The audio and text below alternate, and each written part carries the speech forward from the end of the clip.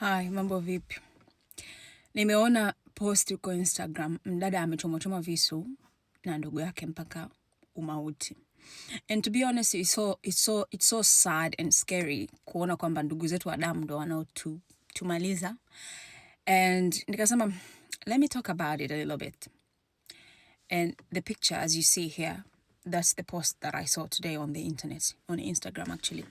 And kuna watu on the comment section wanasema kwamba eti shetani ndo shetani kamtumia ndugu yake. You guys, naomba niseme kitu kimoja. Siku hizi unajua mimi zamani nilikuwa naamini na mimi kwamba kuna shetani, lakini mimi nimekuja kugundua tunamsingizia shetani. Mtu tu anakuwa na tabia mbaya. Anakuwa tu ana roho mbaya tangia akiwa mdogo, kwamba mwenzake hata akipewa hata kipande cha mkate before yeye anakasirika. Na hivi vitu mara nyingi tunavichukulia poa, lakini kiukweli vinaumiza. Mtu unapata ujasiri wa kumuua ndugu yako. Yaani hata kama amekukwaza kiasi gani.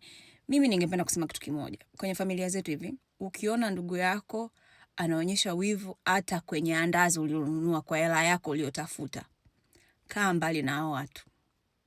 Kukuua ni dakika. That's all I wanted to say for today. Kwaherini na muwe na weekend njema. Don't mind my hand. Nafanya kazi.